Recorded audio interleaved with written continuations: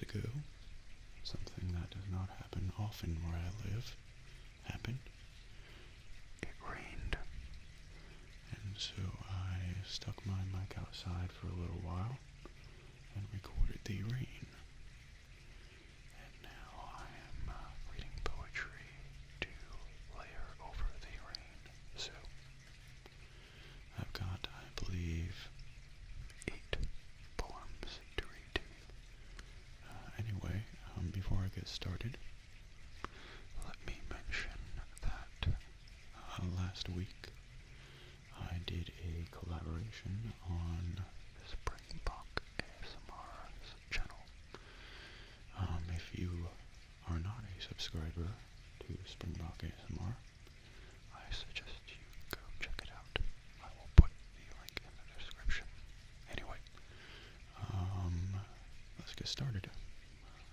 So, the first poem, and forgive me if I get any pronunciations wrong throughout this video, because I suck at pronouncing things. First poem is Ozymandias by Percy Shelley. I met a traveler from an antique land who said, "Two vast and trunkless legs of stone stand in the desert. Near them on the sand, half sunk, a shattered visage lies, whose frown and wrinkled lip and sneer of cold command tell that its sculptor well those passions read, which yet survive, stamped on these lifeless things.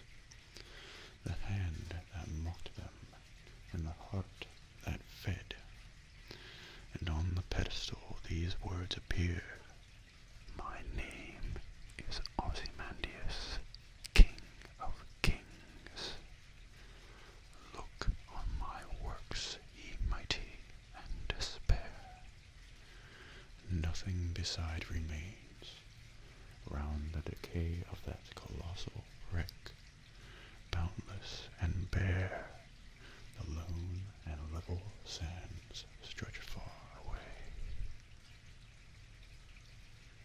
And that is it for the first one. The next is a poem that I think is fitting for the background noises. Rain by Shel, Silverstein.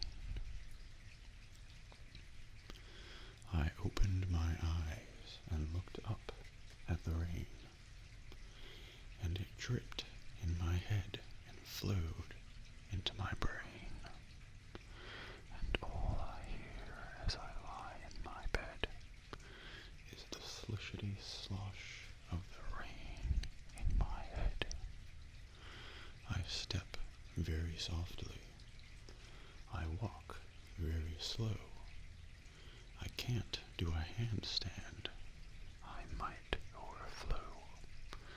So pardon the wild, crazy thing I just said. I'm just not the same since there's rain in my head. That was a short one, but still fitting, I believe. Next we have Jabberwocky by Carroll. Many of the words in this poem are, I believe, gibberish. I could be wrong, but I think they're gibberish. So these are all my interpretations of what they should sound like out loud. I've never heard this one actually read aloud, so I could be completely wrong.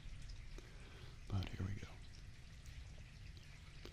"'Twas brillig, and the slithy toves did gyre and gimble in the wabe.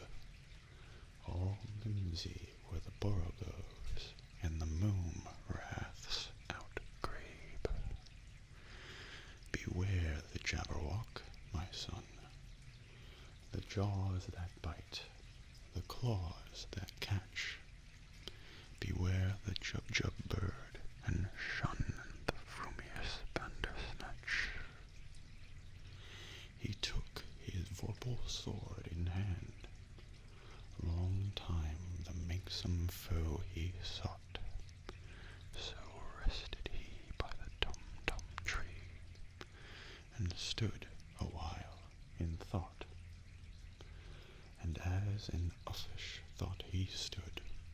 Jabberwock, with eyes of flame, came whiffling through the tulgey wood, and burbled as it came.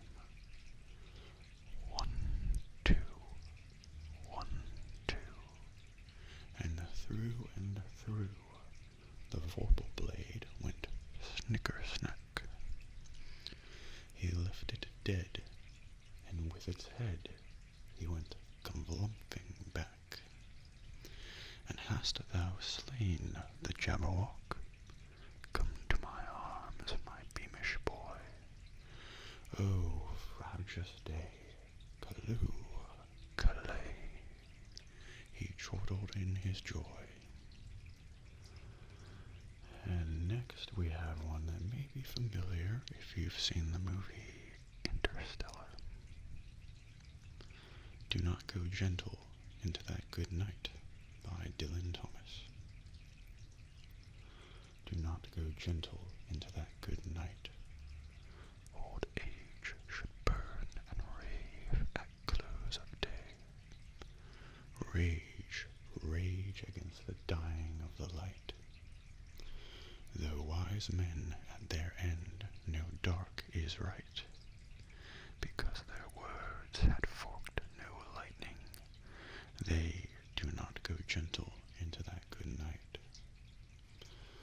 Good men, the last wave by, crying how bright their frail deeds might have danced in a green bay. Rage, rage against the dying of the light. Wild men who caught and sang the sun in flight, and learn too late they grieve it on its way. Do not go gentle into that good night. Grave men near death, who see with blinding sight, blind eyes could blaze like meteors and be gay. Rage, rage against the dying of the light. And you, my father, there on the sad height, curse, bless me now with your fierce tears, I pray. Do not go gentle into that good night. Rage, rage against the dying of the light. Next up is a long but very famous one. The Raven by Edgar Allan Poe. Once upon a midnight dreary, while I pondered, weak and weary, over many a quaint and curious volume of forgotten lore, while I nodded, nearly napping, suddenly there came a tapping, as of someone gently rapping at my chamber door. "'Tis some visitor," I muttered, tapping at my chamber door. Only this, and nothing more. Ah, distinctly I remember it was in the bleak December, and each separate dying ember wrought its ghost upon the floor. Eagerly I wished the morrow, vainly I had sought to borrow from my books surcease of sorrow, sorrow for the lost Lenore, for the rare and radiant maiden, whom the angels name Lenore, nameless here for evermore. And the silken, sad, uncertain rustling of each purple curtain thrilled me, filled me with fantastic terrors never felt before, so that now, to still the beating of my heart, I stood repeating, "'Tis some visitor entreating entrance at my chamber door, some late visitor entreating entrance at my chamber door. This it is, and nothing more."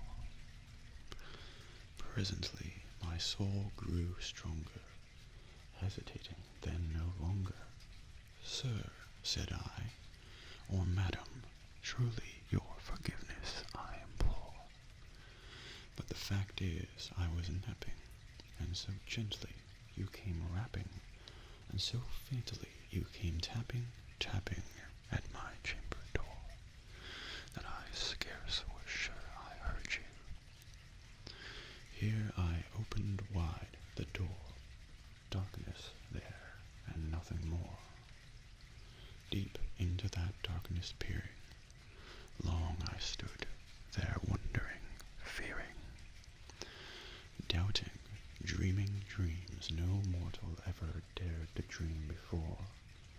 But the silence was unbroken, and the stillness gave no token, and the only word there spoken was the whispered word, Lenore.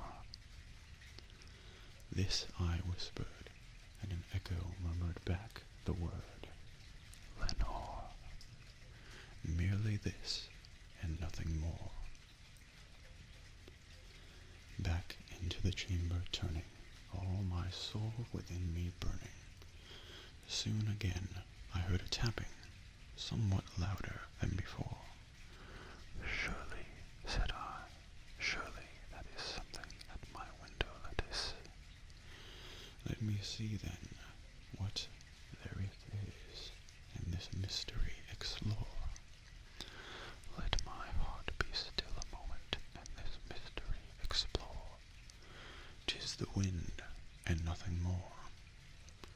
Open here I flung the shutter, when, with many a flirt and flutter, in there stepped a stately raven of the saintly days of yore. Not the least obeisance made he, not a minute stopped or stayed he, but with mine of lord or lady perched above my chamber door, perched upon a bust of Pallas just above my chamber door, perched and sat, and nothing more. Then this ebony bird beguiling my sad fancy into smiling, by the grave and stern decorum of the countenance it wore, though thy crest be shorn and shaven, thou, I said, art sure no craven, ghastly, grim, and ancient raven, wandering from the nightly shore. Tell me what thy lordly name is on the night's Plutonian shore. Quoth the raven, Nevermore. Much I marveled, this uncannily fowl, to hear discourse so plainly, though its answer little meaning, little relevancy bore.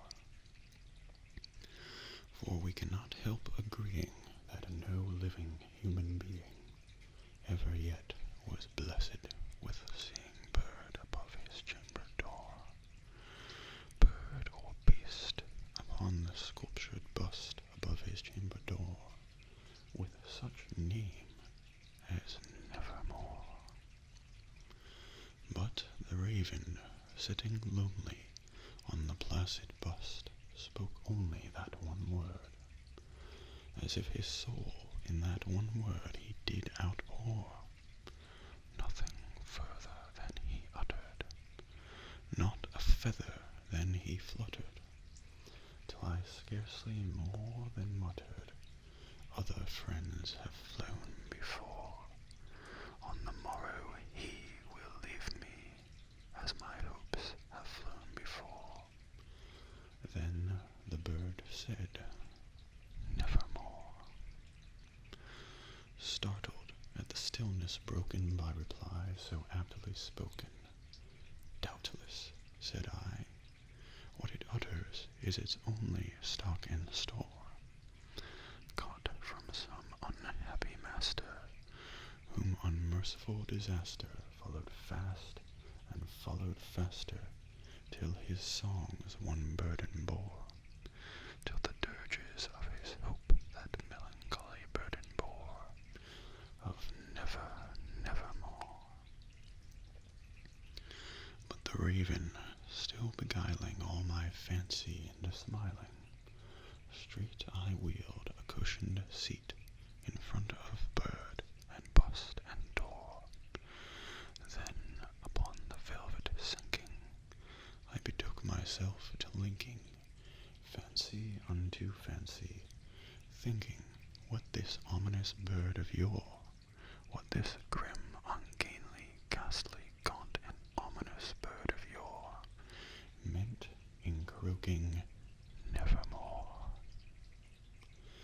This I sat engaged in guessing, but no syllable expressing, to the fowl whose fiery eyes now burned into my bosom's core.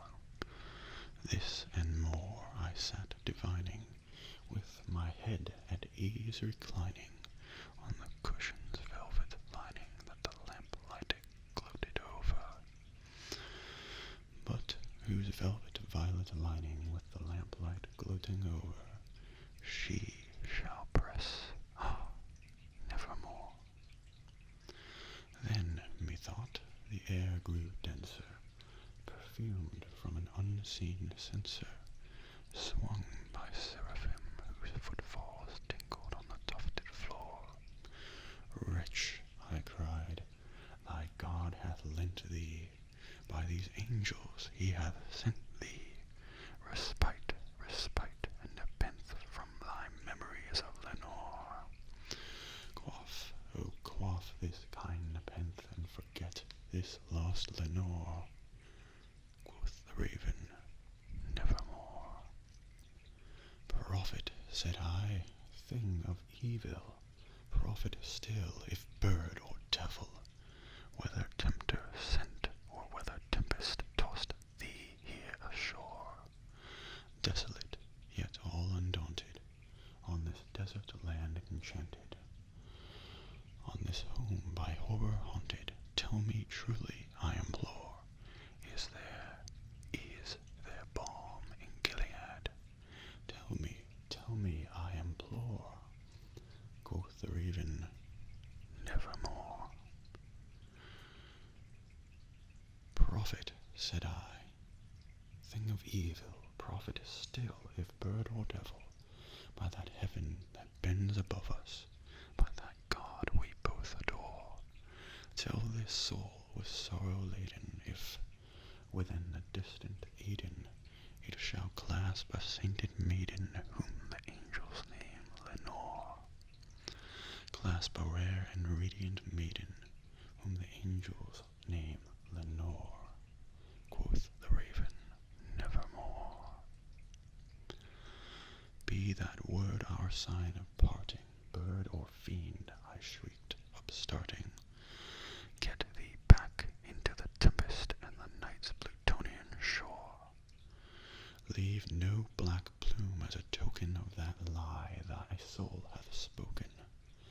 Leave my loneliness unbroken, quit the bust above my door.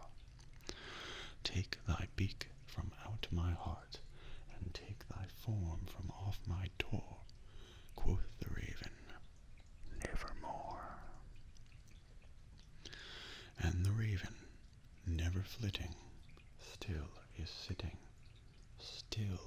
sitting on the pallid bust of Pallas just above my chamber door, and his eyes have all the seeming of a demon's that is dreaming, and the lamplight o'er him streaming throws his shadow on the floor, and my soul from out that shadow that lies floating on the floor shall be lifted nevermore.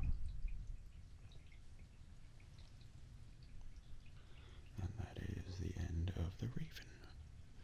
By far the longest poem for tonight, but on we go. Next is Insomniac by Sylvia Plath. The night is only a sort of carbon paper, blue-black with the much-poked periods of stars, letting in the light, peephole after peephole, a bone-white light like death behind all things. Under offers his desert pillow, sleeplessless, stretching its fine, irritating sand in all directions. Over and over the old granular movie exposes embarrassments, the mizzling days of childhood and adolescence, sticky with dreams. The rental faces on tall stalks, alternately stern and tearful. A garden of buggy rose that made him cry. His forehead is bumpy as a sack of rocks.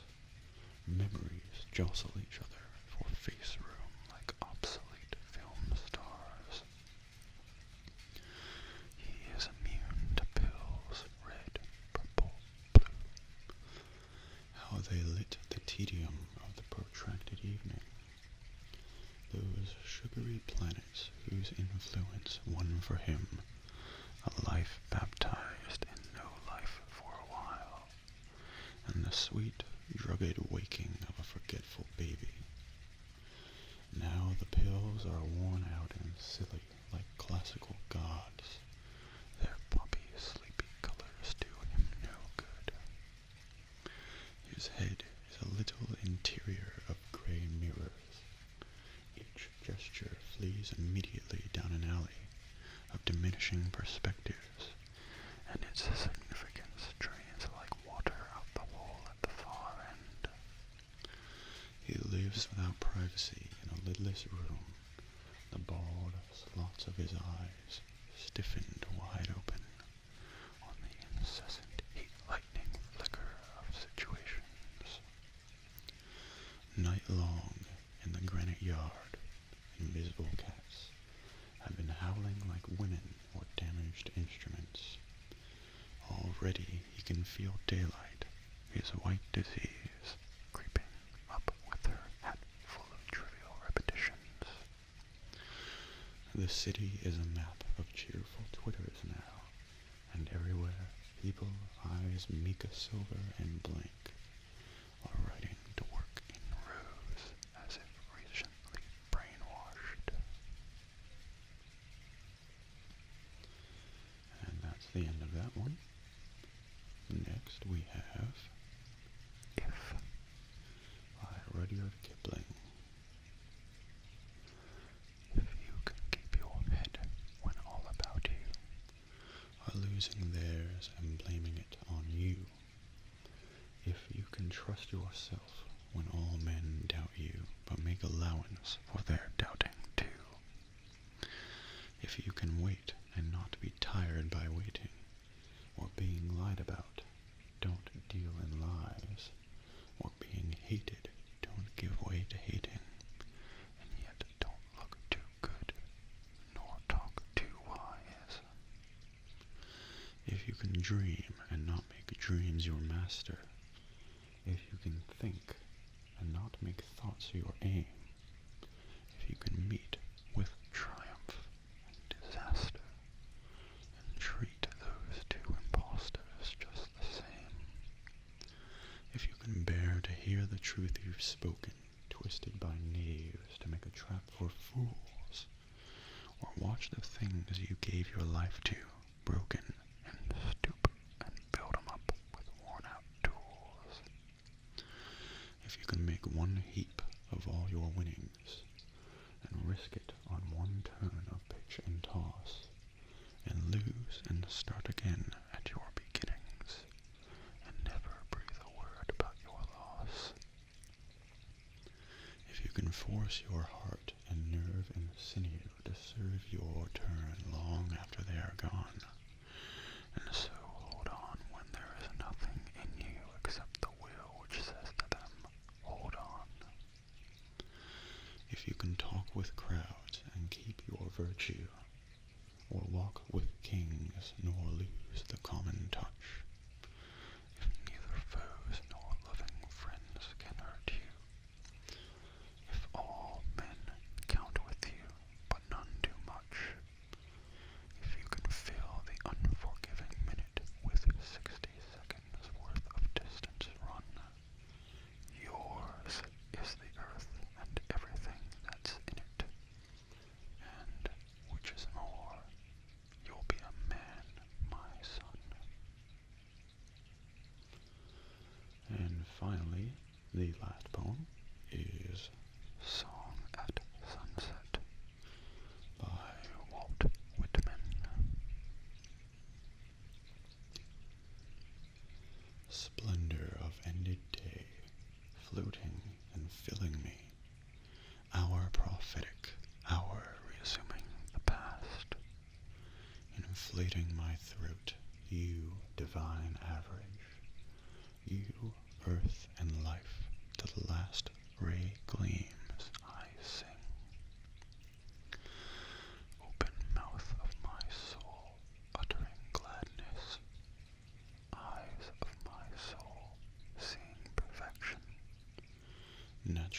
life of me, faithfully praising things, corroborating forever the triumph of things. Illustrious every one, illustrious what we name space, sphere of unnumbered spirits, illustrious the mystery of motion in all beings, even the tiniest insect, illustrious the attribute of speech, the senses, the body, illustrious the passing light, illustrious the pale reflection on the new moon in the western sky, illustrious whatever I see, or hear, or touch, to the last, good in all, in the satisfaction and aplomb of animals, in the annual return of the seasons, in the hilarity of youth, in the strength and flush of manhood, in the grandeur and exquisiteness of old age, in the superb vistas of death, wonderful to depart, wonderful to be here.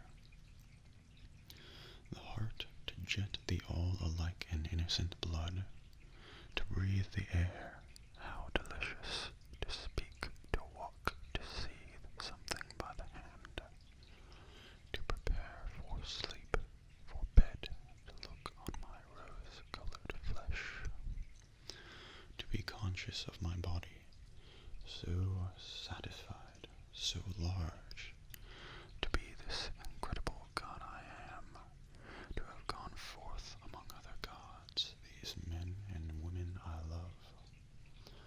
Wonderful how I celebrate you and myself, how my thoughts play subtly at the spectacles around, how the clouds pass silently overhead, how the earth darts on, and how the sun, moon, stars dart on and on,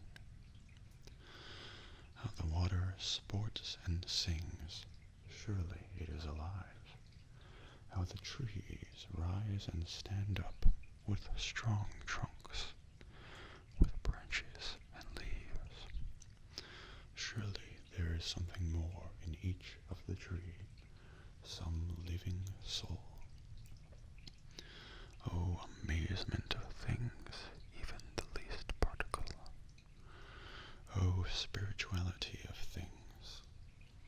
Oh, strain musical flowing through ages and continents, now reaching me and America. I take your strong chords, I intersperse them and cheerfully pass them forward. I, too, carol the sun, ushered or at noon, or as now, setting, I too throb to the brain and beauty of the earth, and of all the growths of the earth, I too have felt the resistless call of myself. As I sailed down the Mississippi, as I wandered over the prairies, as I have lived, as I have looked through my windows, my eyes, as I went forth in the morning, as I beheld the light breaking in the east, as I bathed on the beach of the eastern sea, and again on the beach of the western sea, as I roamed the streets of inland Chicago, whatever streets I have roamed, or cities, or silent woods, or peace, or even amid the sights of war, wherever I have been, I have charged myself with contentment and triumph. I sing the equalities, modern or old. I sing the endless finales of things. I say nature continues. Glory continues. I praise with electric voice, for I do not see one imperfection in the universe, and I do not see one cause or result lamentable at last. setting sun. Though the time has come, I still warble under you, if none else does, unmitigated adoration. And that is it.